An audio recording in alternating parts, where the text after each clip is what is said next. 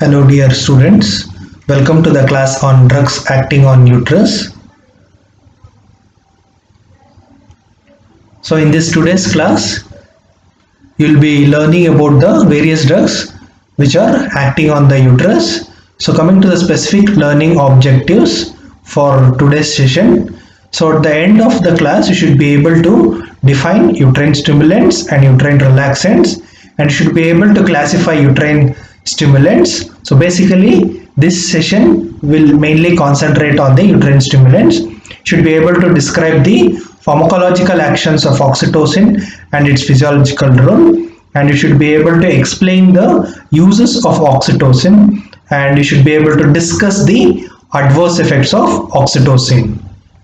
So moving on to the broad groups which can be classified under drugs acting on uterus. So they are drugs which can stimulate the uterus are called as uterine stimulants because they are going to contract the myometrium. They are going to contract the myometrium, thereby it increases the uterine motility. Whereas those drugs which can relax the uterus are called as uterine relaxants. These uterine relaxants will reduce the uterine motility. So what are the other names which are synonymously used for these drugs? For uterine stimulants, the other names are oxytocics, abortifacients, and do remember the other name is ecbolics for uterine stimulants. For uterine relaxant, the other name is tocolytics. So just to check whether you have understood or not, so let's take up a MCQ. So what is the other name for uterine relaxants?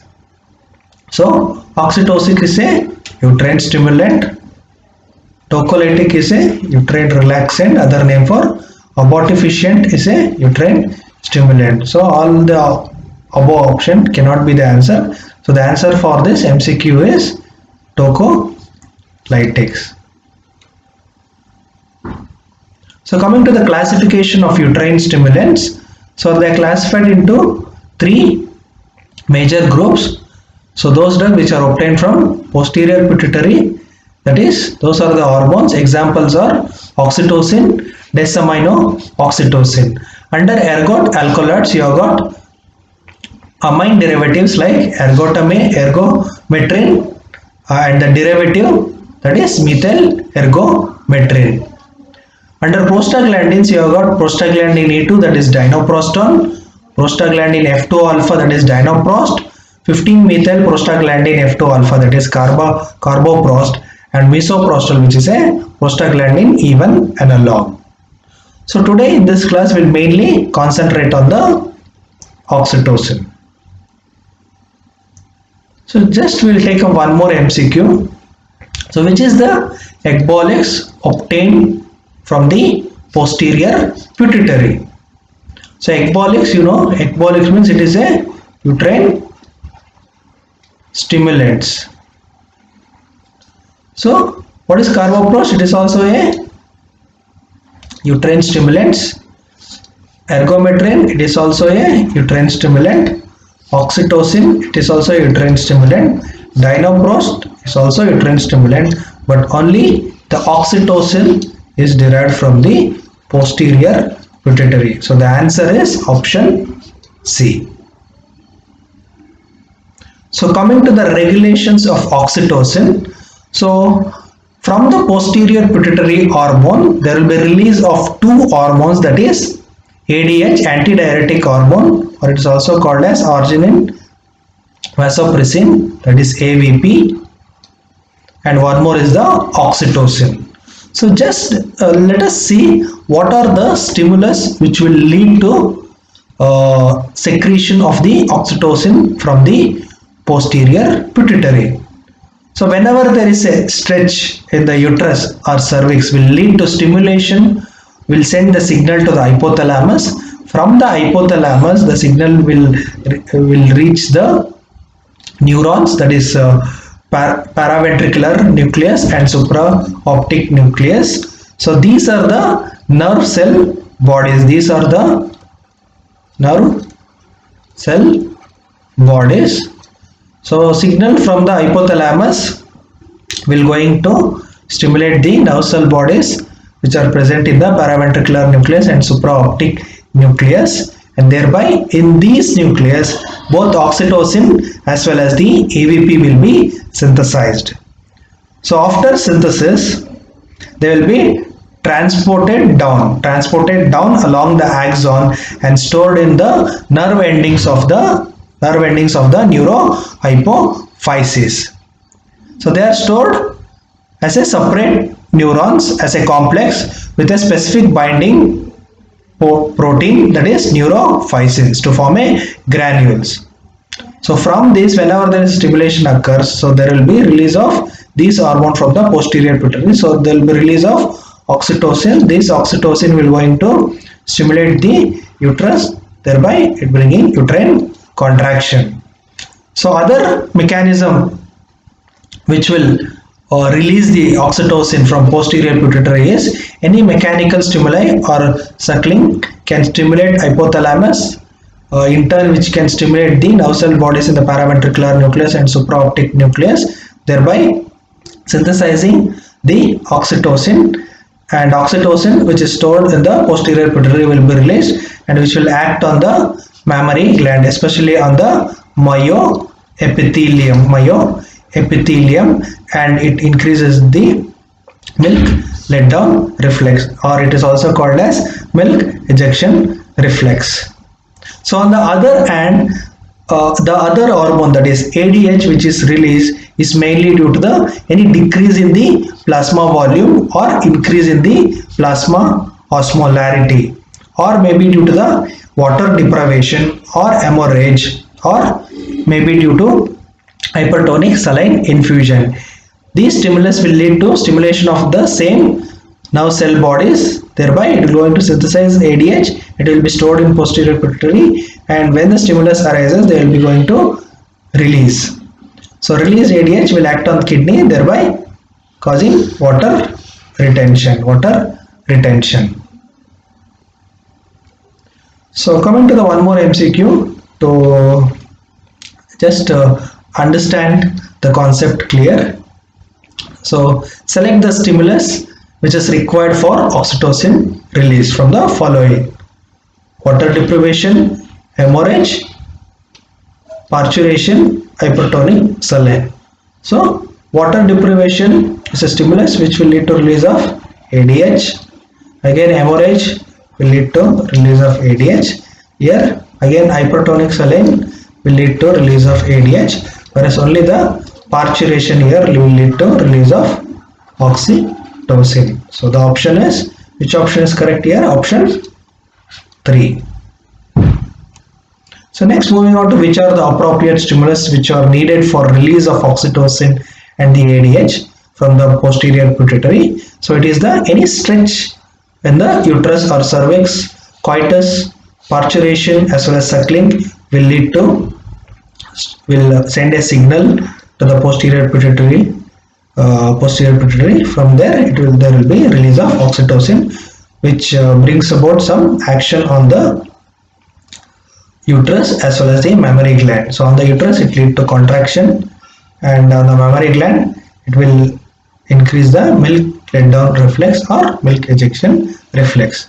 On the other hand, ADH is released mainly due to decrease in the plasma volume, increase in the plasma osmolarity, or conditions where you will be injecting hypertonic saline, any conditions which lead to water deprivation. In some conditions even the pain and apprehension can stimulate posterior pituitary, leading to the release of ADH which act on kidney, leading to water reabsorption. So these are some of the main stimulus which will lead to release of oxytocin as well as the ADH from the posterior pituitary gland. So coming to the actions of oxytocin, you have to remember 2 major actions and 2 minor actions. These 2 major actions are on the uterus and breast. On the uterus, these oxytocin will going to produce contraction of the endometrium or the myometrium, whereas on the breast it produces contraction of the myoepithelium of mammary alveoli. So what are the other two minor actions? So minor actions are seen on kidney and blood vessels. On the kidney, it will act similar to that of the ADH. So it has got ADH like action, mainly seen at the higher doses. And also on the blood vessels, it will produce vasodilation, which is also seen due to administration of the high doses, which will lead to fall in blood pressure, which will lead to reflex tachycardia as well as flushing. So what are the 4 F's you have to remember with respect to the actions of oxytocin? 4 F's related to the uterus are, so it increases the force of contraction on the uterus, it increases the frequency of contraction on the uterus, and also it mainly going to contract the fundus as well as the body. It's not boy, it is body. It contracts the fundus and body of the uterus. And last thing you have to remember is all first 3 things are related to the contraction. It increases the force of contraction, it increases the frequency of contraction, it increases the contraction of the fundus and body part. Whereas the 4th F is, it will cause full relaxation of the lower uterine segment, especially at the low doses.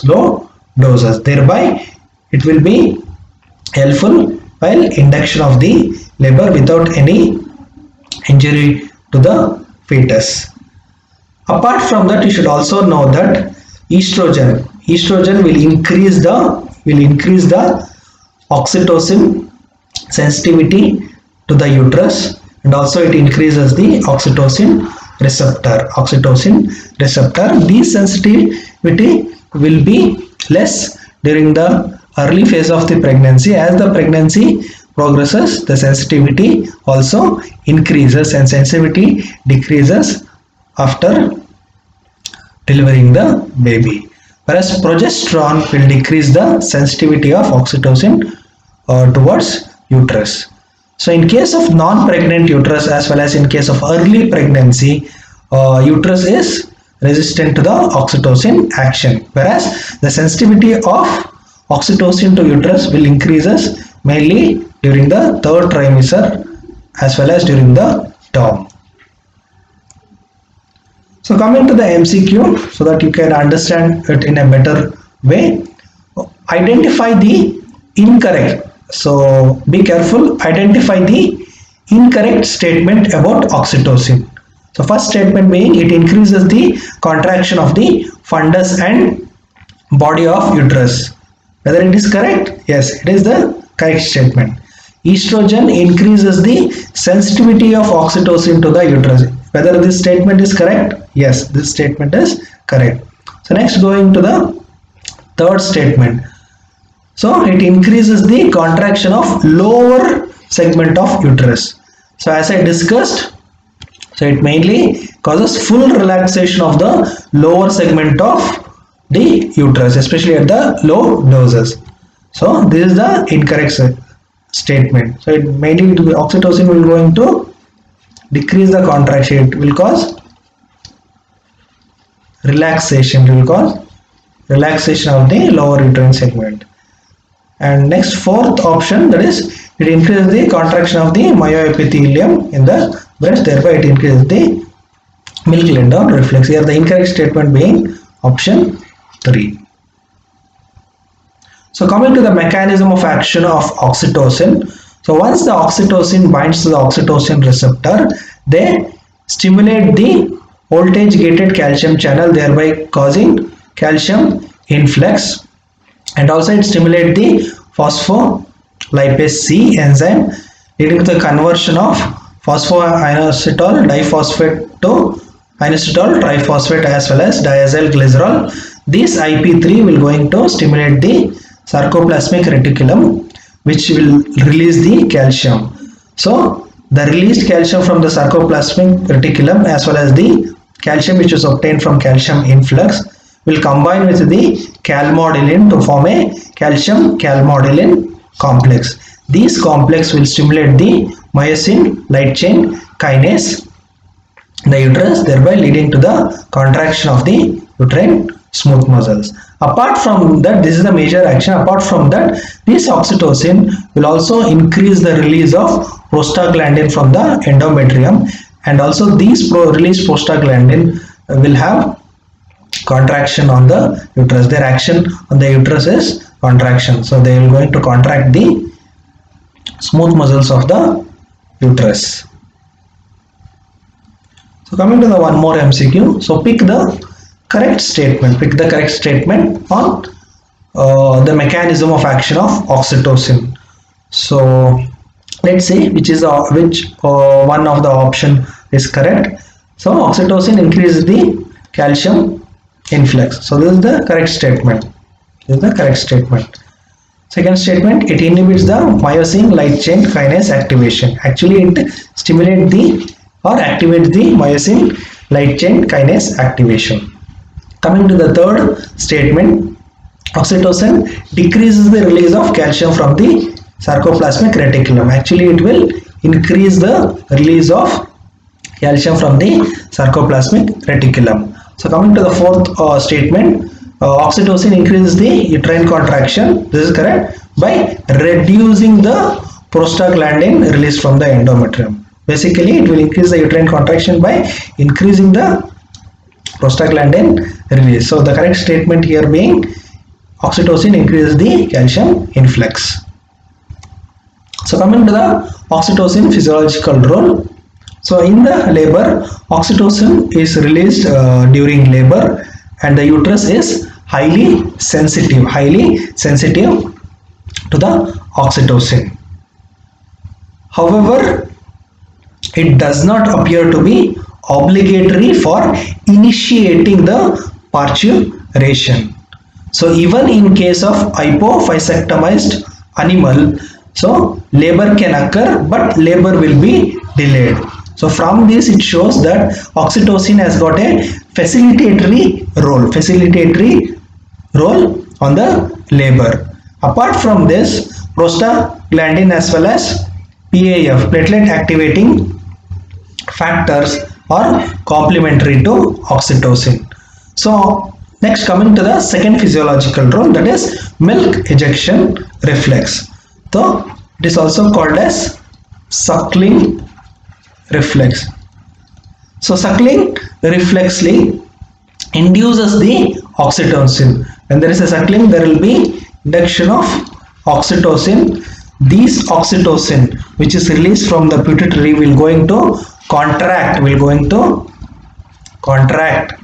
produce contraction of the myoepithelial cells. And also you should remember that these cells, myoepithelial cells, are very more sensitive to the oxytocin than the myometrium. And also the third physiological role, as a neurotransmission, oxytocin appears to function as a peptide neurotransmitter of oxytocinergic neurons in the hypothalamus and brainstem, and also it serves to regulate the autonomic outflow. So coming to the oxytocin pharmacokinetic properties, oxytocin is since being a peptide hormone, you must be knowing that almost all the hormones are peptide in nature. So these peptide drugs are inactive orally. So they cannot be given orally because it undergoes rapid metabolization. So because of that, they can be administered either through intramuscular injection, through intravenous route, and also it can be administered through intranasal spray depending upon the situation. It is mainly metabolized in liver and kidney, and it will be excreted.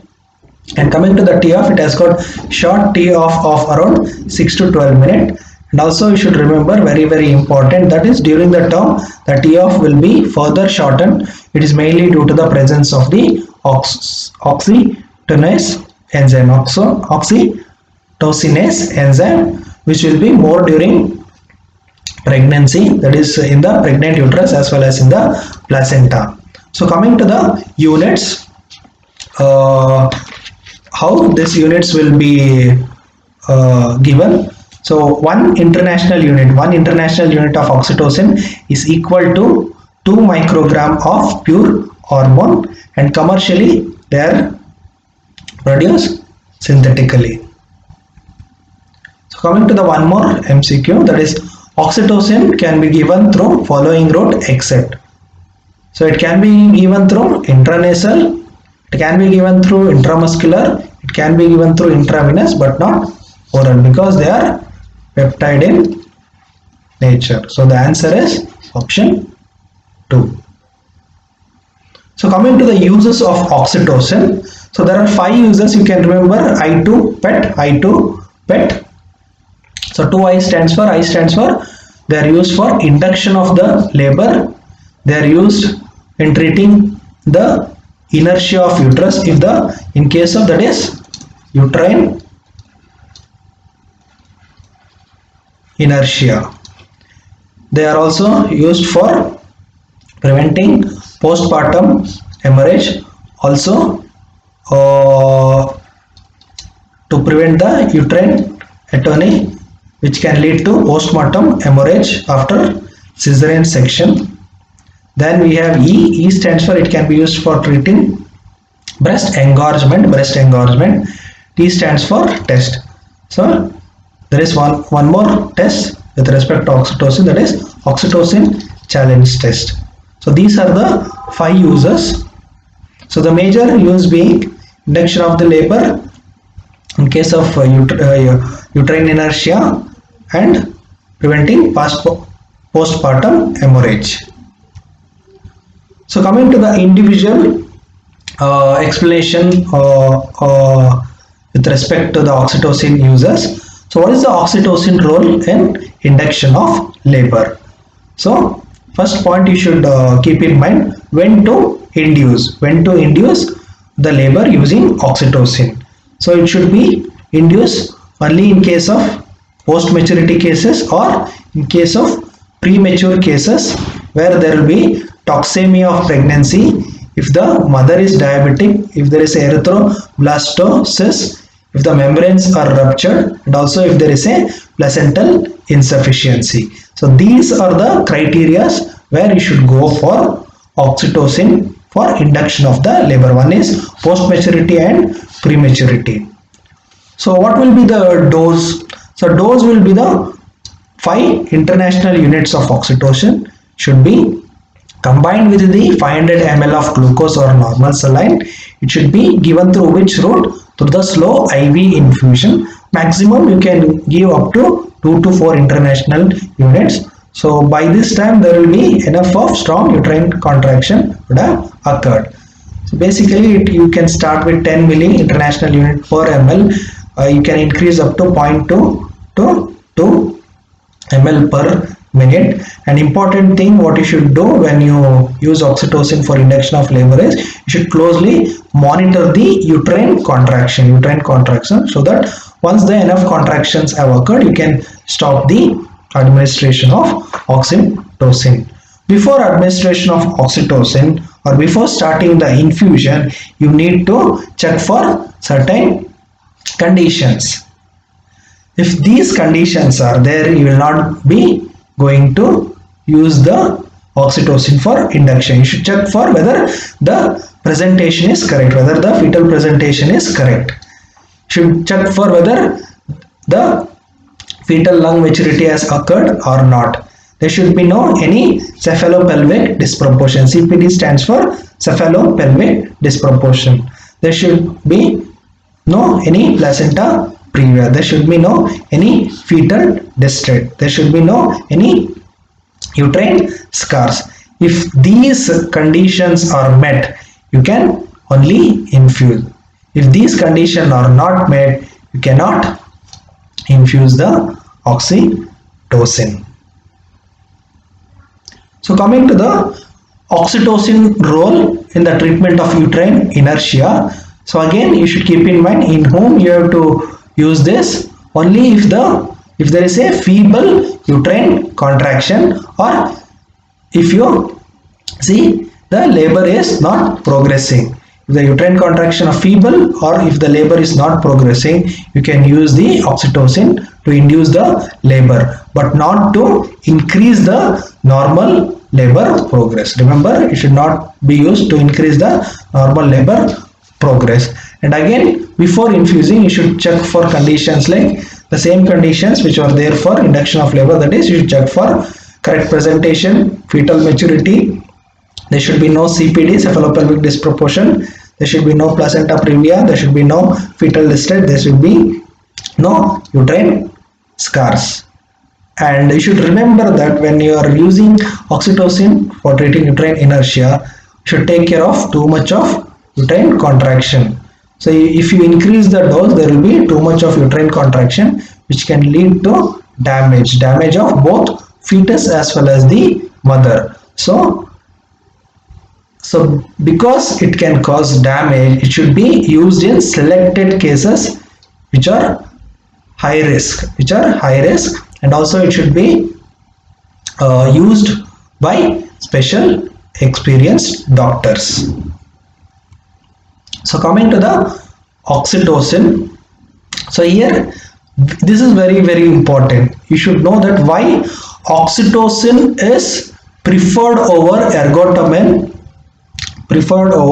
ergotamine for induction of labor as well as uterine inertia. So oxytocin is a drug of choice for induction of labor and as well as uterine inertia, and also they are preferred over ergometrin as well as prostaglandins. So for this reason, you should remember 4 F's. One is force, next is the frequency, next is the fetal, next is again the fetal. So the force of contraction or intensity of action will be well controlled because of the slow IV infusion, and also actions can be terminated quickly because it has got short T-off. And secondly, fetal oxygenation, it maintains the fetal oxygenation. Since you are giving the low dose of oxytocin, fetal oxygenation will be maintained because there will be at low dose, there will be normal relaxation in between the contraction. And also the fetal descent will not be compromised because lower uterine segment will be relaxed. Whereas when you give ergometrin, apart from contracting the fundus and body part of the uterus, they are going to contract the lower uterine segment also.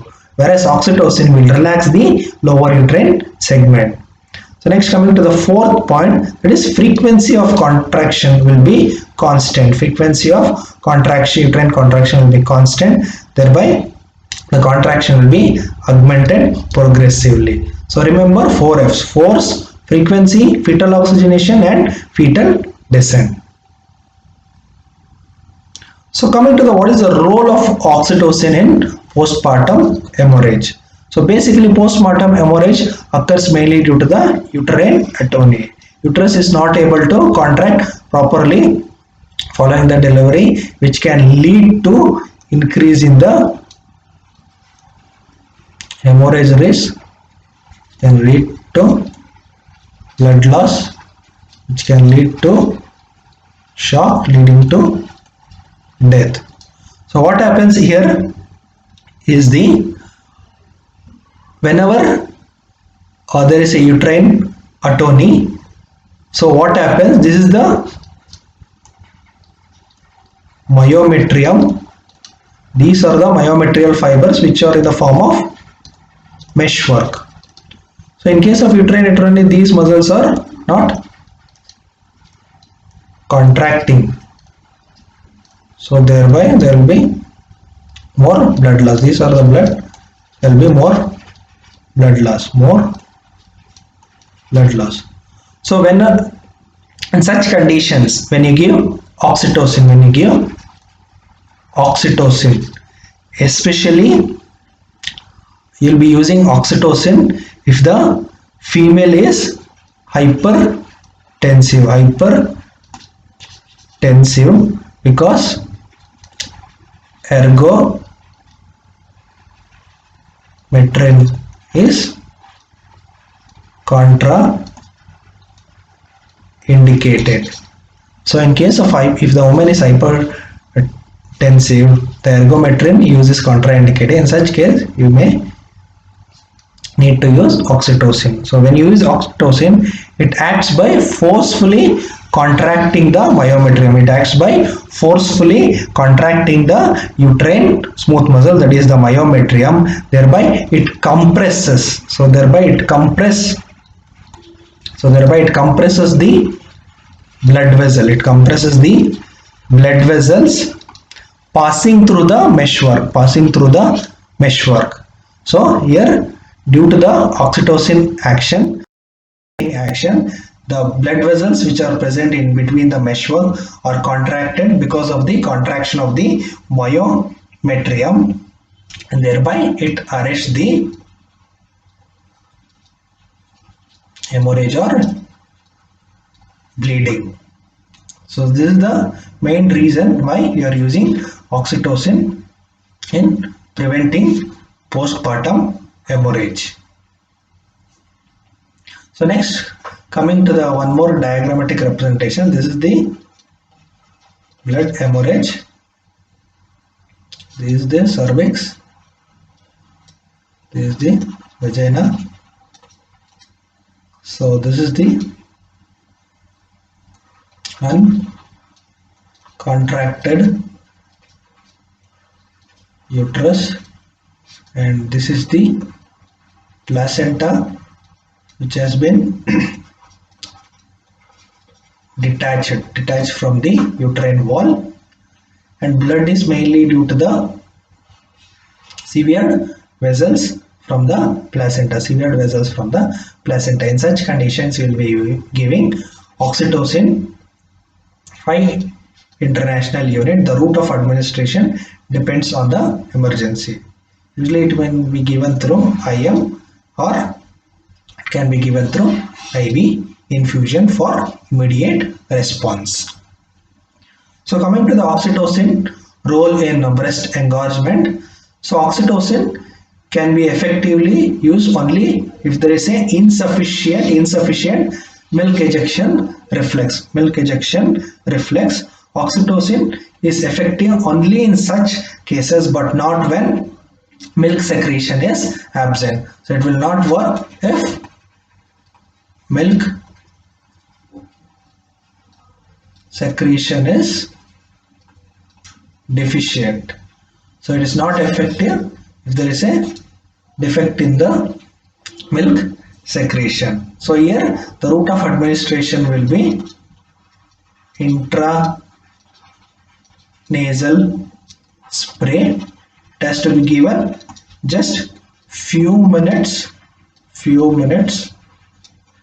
before suckling. So it is the intranasal spray, should be given just few minutes before the suckling. And remember, it is a very, very important point. This oxytocin does not increase milk production. Oxytocin is not used for increasing the milk production. So coming to the last use, that is oxytocin challenge test. Why you have to use oxytocin challenge test? Mainly to determine the uteroplacental insufficient or uteroplacental adequacy. We are going to check the uteroplacental adequacy for the usage of oxytocin. In whom you will use? In case of high risk pregnancy. You will be using oxytocin. What will be the route of administration? It is through IV infusion. What will be the dose? You will be using the very low dose. How long you will use? Till the uterine contraction is elicited for every 3 to 4 minutes. So what to see? You have to see whether there will be increase in the fetal heart rate, fetal heart rate. If there is increase in the fetal heart rate, so what do you think of? So what do you think of? It indicates that there is a uteroplacental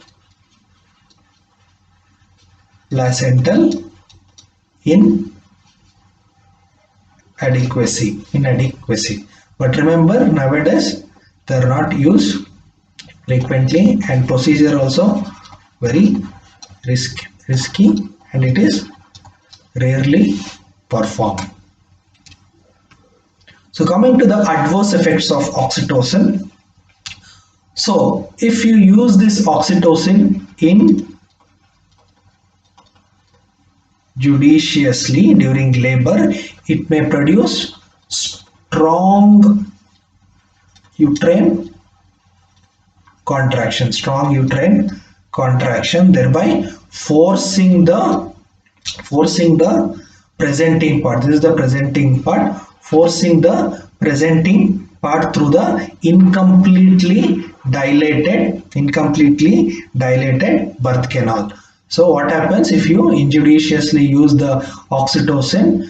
It will lead to stronger uterine contraction, thereby forcing the presenting part against the undilated or incompletely dilated birth canal, which can cause maternal as well as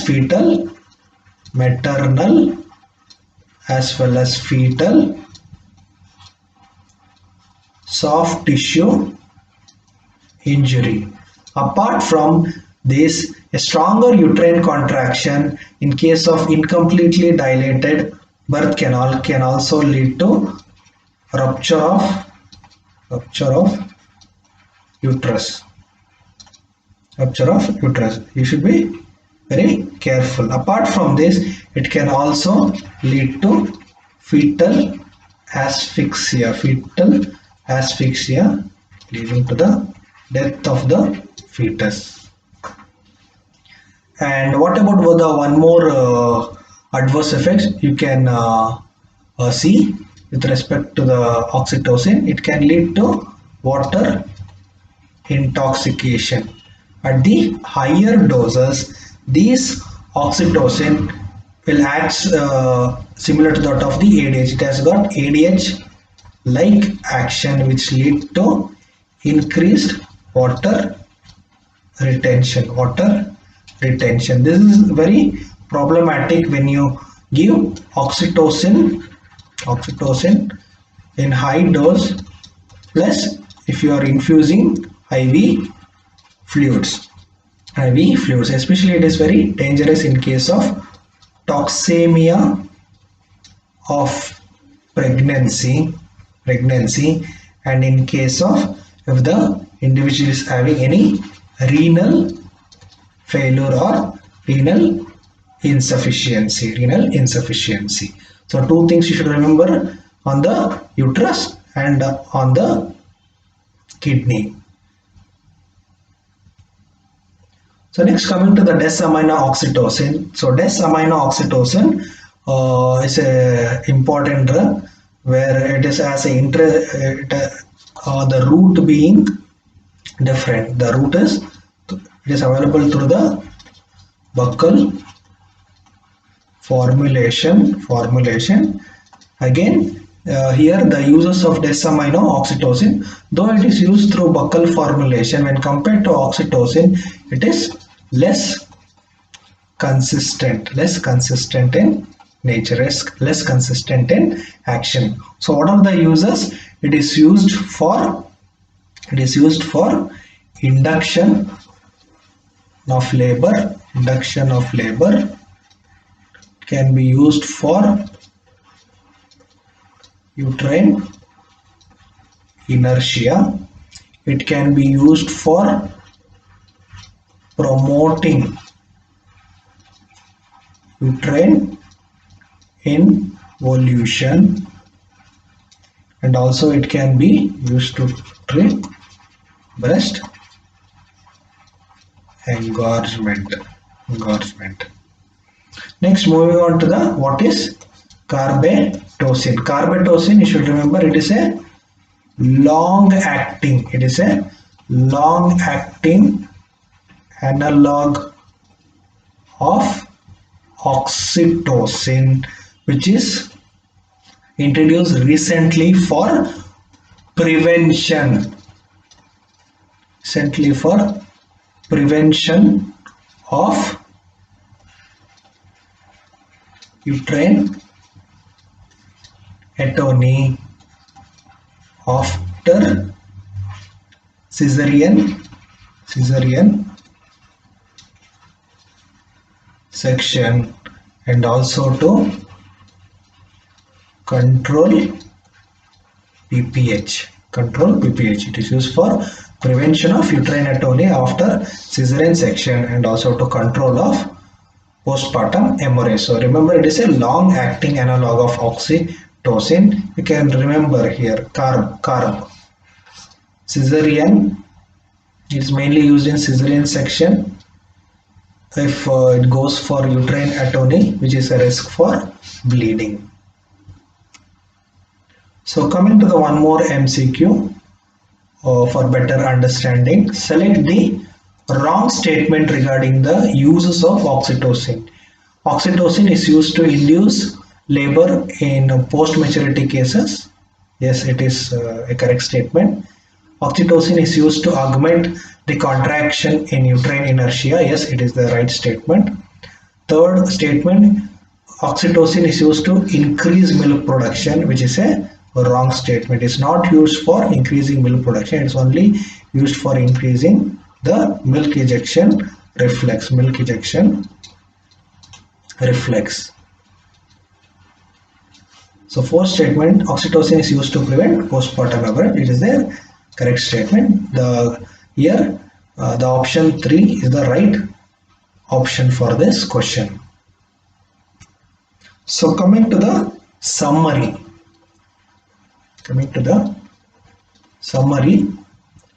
So oxytocin, from where it is released? Oxytocin is released from the posterior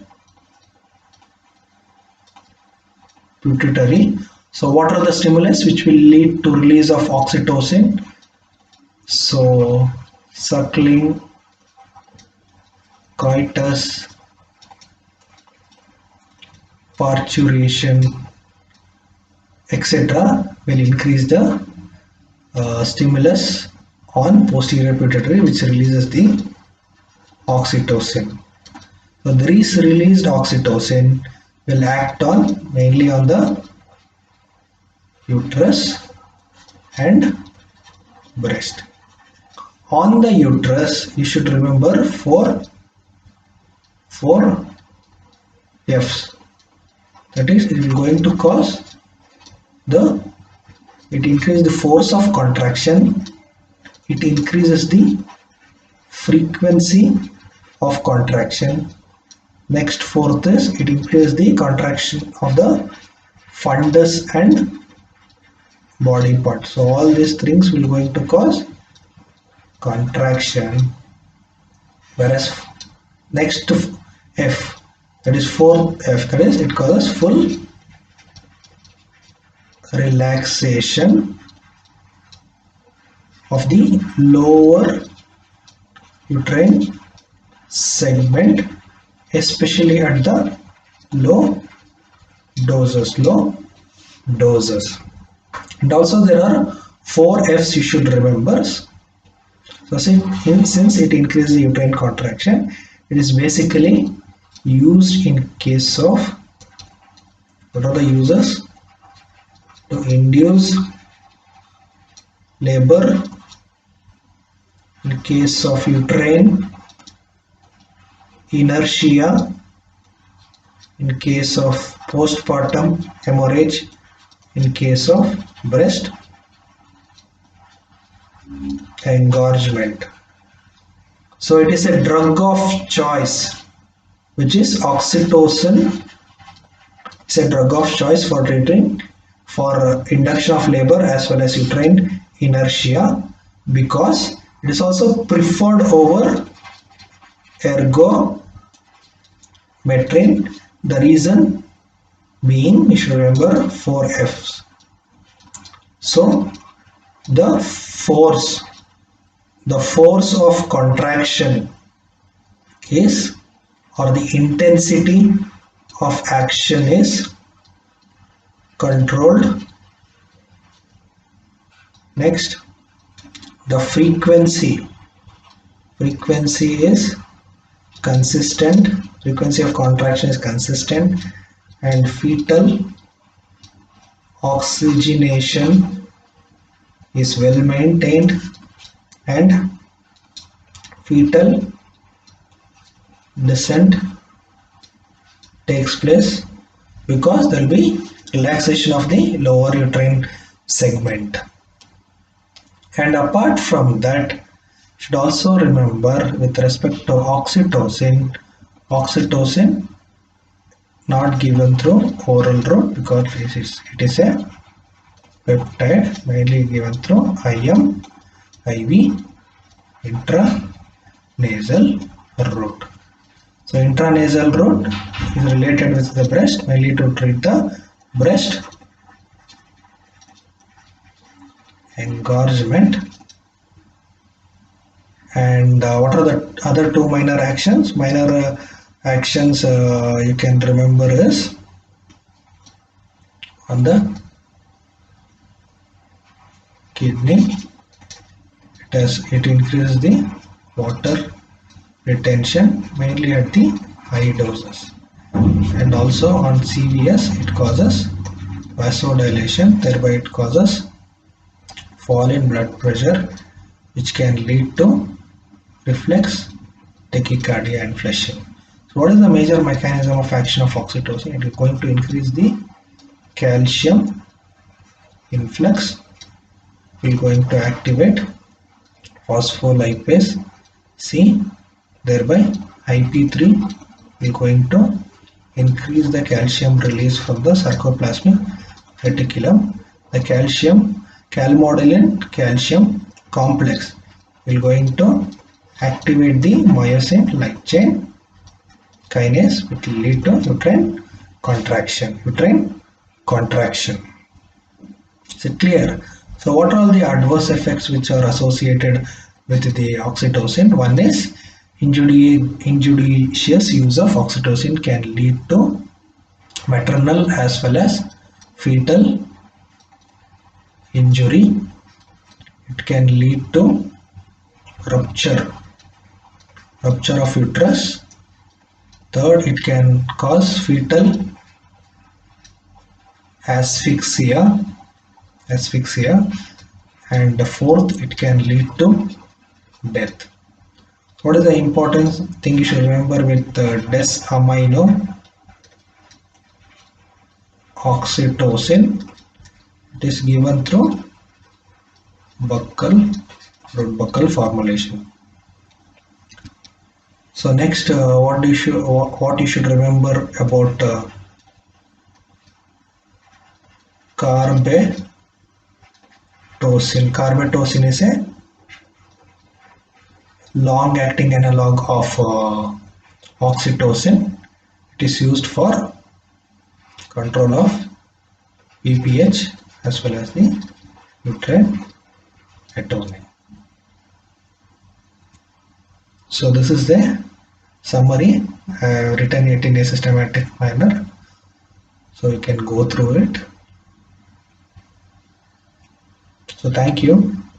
If you like this session, please like, do share and subscribe to I Love Pharmacology.